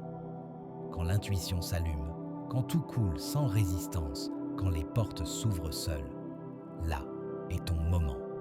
Ne doute pas, avance. L'argent, les personnes, les idées correctes, tout se déplace vers toi au temps parfait. L'anxiété ne fait que brouiller la vision, mais le calme révèle le rythme exact de l'abondance. Aujourd'hui, je veux que tu graves cette vérité. Tu n'es pas en retard, ni en avance. Tu es exactement où tu dois être. Et si tu écoutes ta boussole interne, tu arriveras à l'instant où l'abondance n'arrive pas seulement, mais le fait en torrent imparable. Le temps sacré est comme une rivière. Tu peux lutter contre le courant ou te laisser porter directement vers la mer de possibilités infinies. Et juste maintenant, la rivière accélère, t'emportant vers une destinée que tu as sentie, mais que tu ne comprends pas encore complètement. Chapitre 24. Le fleuve inépuisable, la source éternelle de l'abondance. L'abondance ne se crée pas, elle se découvre. Il y a ceux qui croient que l'argent est rare, que la richesse est une ressource limitée qui se répartit entre peu de personnes, mais c'est la plus grande illusion de l'esprit conditionné. La vérité est que l'abondance est un fleuve inépuisable, coulant sans cesse depuis le début des temps. Imagine une source cachée au plus profond d'une montagne. L'eau jaillit jour et nuit sans jamais s'arrêter. Certains arrivent avec de petits récipients et croient que la source est faible parce qu'ils se vident rapidement. D'autres arrivent avec des canaux et découvrent qu'ils peuvent alimenter des villages entiers. Le fleuve ne s'épuise pas, cela dépend seulement du récipient avec lequel tu t'approches. C'est ainsi qu'est l'énergie de la richesse. Si ton esprit s'approche avec peur, avec des pensées de pénurie, tu reçois à peine quelques gouttes. Mais si ton esprit s'ouvre avec confiance, avec certitude, le débit déborde et remplit chaque recoin de ta vie. Le plus fascinant est que ce fleuve n'est pas à l'extérieur, il coule en toi. Chaque idée, chaque intuition, chaque rêve authentique est une étincelle de la source éternelle. Et quand tu décides de croire, quand tu élargis ton récipient intérieur, l'externe répond avec des synchronicités qui semblent des miracles. Souviens-toi, personne ne peut épuiser le fleuve, pas même toi. La seule chose qui peut l'arrêter est le barrage de tes croyances limitantes. Brise ce mur et tu verras comment le courant emporte les doutes et apporte vers toi ce qui a toujours été disponible. L'argent n'est pas le fleuve, c'est seulement une de ses formes. La véritable abondance est énergie vivante, capable de se manifester en personne, opportunité, protection, inspiration. Et plus tu le reconnais, plus clairement, tu verras que tu n'as jamais été en sécheresse. C'est toi qui as fermé la vanne. Arrête-toi un moment, ferme les yeux. Sens ce fleuve coulant depuis ta poitrine vers l'extérieur. Imagine qu'il s'étend comme une cascade lumineuse qui touche tout ce que tu aimes. Cette image est réelle dans des plans invisibles, et plus tu la maintiens, plus elle devient palpable dans ton monde. Parce que le fleuve continue de couler, et il est sur le point de t'emmener vers une mer où l'interdit, le secret et l'éternel s'unissent dans une dernière révélation. Chapitre 25. La porte finale. Fais-toi un avec l'abondance. Le véritable miracle n'est pas d'attirer la richesse, c'est de devenir la richesse elle-même. Nous arrivons au seuil le plus profond de ce voyage. Durant chaque révélation, tu as appris que l'esprit est aimant, que le temps est allié, que le fleuve ne s'épuise jamais. Mais maintenant, le secret se montre complet. Tu n'es pas un chercheur d'abondance, tu es la source qui la génère. Imagine un miroir. Toute ta vie, tu l'as utilisé pour voir un reflet limité. Ton visage, tes peurs, ton histoire. Mais derrière le miroir, il y a une porte. Et si tu oses la traverser, tu découvres que tu ne voyais pas ton image. Tu voyais le créateur de monde. C'est le mystère final. L'abondance ne s'atteint pas avec l'effort externe, mais avec l'union totale entre ton être intérieur et la force universelle. Quand il n'y a plus de séparation, l'univers cesse de te répondre. Parce que maintenant, tu es l'univers qui répond. Regarde le feu. Une étincelle seule semble fragile, mais quand elle s'unit avec la flamme éternelle, elle devient inextinguible. C'est ainsi que tu es. Une étincelle qui, en se reconnaissant comme partie du feu infini, brûle sans fin. Aujourd'hui, s'écroule l'illusion de carence. Aujourd'hui, tu comprends que rien n'a jamais manqué, parce que ce que tu désirais battait déjà en toi. Tu es la richesse, tu es la source, tu es la clé et la porte. Fais ce décret maintenant même. Je suis un avec l'abondance éternelle. Rien ne me manque, rien ne me limite, rien ne m'arrête. Écris-le dans les commentaires, déclare-le avec conviction. Cet acte simple scelle l'énergie et ouvre des chemins qui attendaient déjà ta reconnaissance. L'argent te suivra, les opportunités te suivront, mais le plus important, la paix te suivra, car tu ne cherches plus, maintenant tu irradies.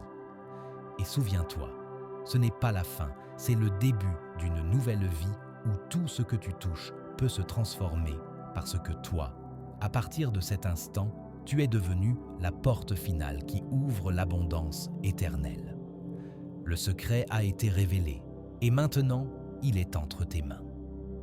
Réflexion. Finale pour ton chemin.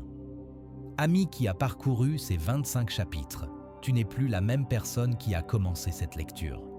Quelque chose en toi s'est éveillé, quelque chose s'est illuminé. Ces paroles ne sont pas simplement des idées, ce sont des clés qui ouvrent des portes dans ta conscience.